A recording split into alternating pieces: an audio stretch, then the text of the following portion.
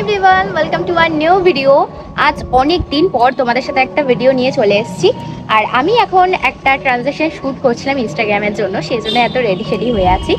যাই হোক, এখন আমি তোমাদের মোস্ট রিকোয়েস্টেড ভিডিও নিয়ে চলে এসেছি, যেটা হলো আমি টিসিএস এ কীভাবে জবটা পেলাম।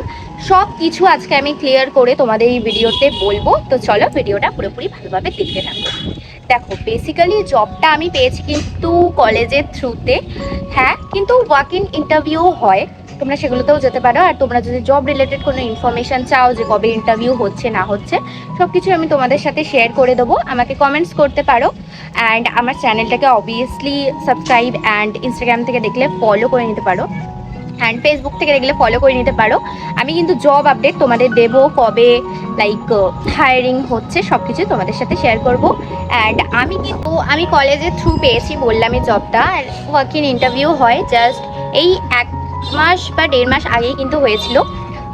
তো যাই হোক, আমাদের কলেজের মধ্যে ক্যাম্পাসিং হয়েছিল ওই 2 থেকে 2.5 মাস আগে।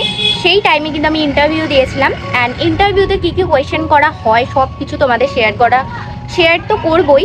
তাছাড়া কিছু তোমাদের কমেন্টস আছে, সেগুলোর আগে তোমাদের রিপ্লাই করে দিই।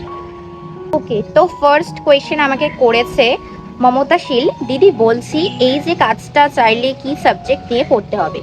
তো দেখো, সাবজেক্টের ক্রাইটেরিয়া বলতে গেলে নেই, কারণ আমি যে রোলটা আছে সেটা হচ্ছে বিপিএস রোল, লাইক যেটাকে আমরা বিপিও বলে থাকি। তো এই রোলটার মধ্যে সাবজেক্টের কোনো ক্রাইটেরিয়া নেই বলতে পারো, বা কোনো স্ট্রিমের কোনো ক্রাইটেরিয়া নেই স্ট্রিমের। তো তোমরা আর্টস হতে পারো বা কমার্স হতে পারো বা সায়েন্সেরও হতে পারো। একটাই ক্রাইটেরিয়া আছে, সেটা হচ্ছে তোমাদের গ্র্যাজুয়েশন হতে হবে, মানে গ্র্যাজুয়েট হতে হবে তোমাদের। গ্র্যাজুয়েটই হচ্ছে এটার একমাত্র ক্রাইটেরিয়া। তোমরা যদি গ্র্যাজুয়েট না হও তাহলে কিন্তু জবটা পাবে না। আর তোমাদের কমিউনিকেশন স্কিলস খুব ভালো হতে হবে, দেন ইংলিশ জানতে হবে। টোটাল যে ইন্টারভিউটা হয়, পুরো ইন্টারভিউটাই কিন্তু তোমাদের ইংলিশে দিতে হয়। ওকে, সো ইংলিশ কিন্তু মাস্ট। অ্যান্ড আমাদের কলেজে কী কী হয়েছিল আমি বলে দিচ্ছি। দেখো, প্রথমেই হচ্ছে যে ডেটে ওনারা আসবেন, ইন্টারভিউ নিতে আসবেন, সেটা আমাদের প্রিন্সিপাল বলেই দিয়েছিলেন। অ্যান্ড শুধু আমাদের কলেজ থেকে না, অন্যান্য আশেপাশের অনেক কলেজ থেকে অনেক স্টুডেন্টদের নেওয়া হয়েছিল। তো প্রথমে একটা রাউন্ড হয়েছিল, যেটা হচ্ছে রিটেন। এই রিটেনে তোমরা লাইক যদি বিপিও কোয়েশ্চেন্স বা এরকম কিছু টিসিএস এর লেখো, তাহলে কিন্তু তোমরা অনেক কোয়েশ্চেন্স ইউটিউবে পেয়ে যাবে। ঠিক আছে, সেগুলো হালকা ফুলকা প্রিপারেশন নিলেই হবে। ওকে, তোমাদের বেশিরভাগ হচ্ছে যে রিটেনটার থেকেও বেশি তোমাদের ইন্টারভিউ রাউন্ডটার ওপরে কিন্তু বেশি প্রেশার দেয়, কারণ ইন্টারভিউ রাউন্ডটাতেই অ্যাকচুয়াল সিলেকশন হয়। রিটেনেও তোমাদের অবভিয়াসলি দিতে হবে, বাট রিটেনটাও তোমরা মোটামুটি করতে পারো। তো রিটেনটা আমাদের হয়ে গেছিলো। অ্যান্ড রিটেনে আমাদের ওই মাত্র 9-10 জন মতো হয়তো বাদ গিয়েছিল, বাকি সবাই কিন্তু রিটেনে সিলেক্ট হয়ে গিয়েছিল।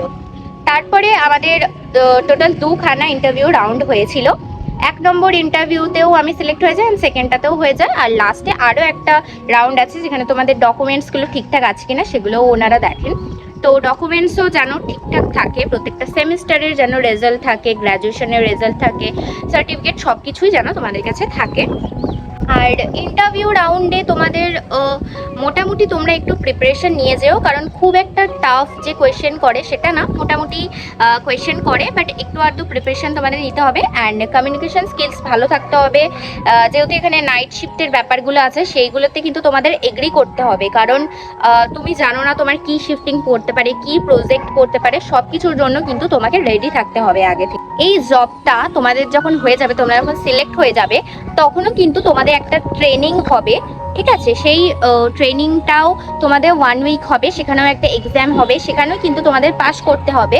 অ্যান্ড তোমরা অনেকেই জানো যে কলকাতাতে লাইক ইকোস্পেস আছে, গীতাঞ্জলি পার্ক আছে, ক্যান্ডোর আছে, গেট 2, দেন সেক্টর 5-এও একটা আছে। তো তোমরা যে কোনো জায়গায় কিন্তু সিলেক্ট হতে পারো, অ্যান্ড এটা ওই ট্রেনিংটাই পাস করার পরে। তো এই কটা ইনফরমেশান ছিল। বাকি অনেক টিসিএসে যখন তোমরা পেয়ে যাবে, তখন আরও অনেক কিছু আছে, লাইক ড্রেস ক্রাইটেরিয়া আছে। তো সেগুলোও কী কী, যেমন ফ্রাইডেতে আমরা শুধুমাত্র ক্যাজুয়াল পরতে পারবো, আর বাকি উইকডেজে কিন্তু আমাদের ফর্মালি পরতে হবে। দেন স্যাটারডে অ্যান্ড সানডে করে ছুটি থাকে। আরও অনেক কিছু আছে, তোমরা যদি জানতে চাও সেগুলো আমি একটা সেপারেট ভিডিওতে শেয়ার করব। অ্যান্ড এইটুকুই ইনফরমেশান দেওয়ার ছিল। আর তোমাদের যদি জব রিলেটেড আরও কিছু জানার থাকে যে কেমন কি কোয়েশ্চেন করেছিল, সেগুলো আমি তোমাদের সাথে শেয়ার করব। কমেন্ট করে দিও, আমি অবশ্যই দেখে তোমাদের সাথে শেয়ার করব। তো চলো, আজ আই থিঙ্ক তোমাদের এই ভিডিওটা অনেকটা ইনফরমেটিভ লেগেছে।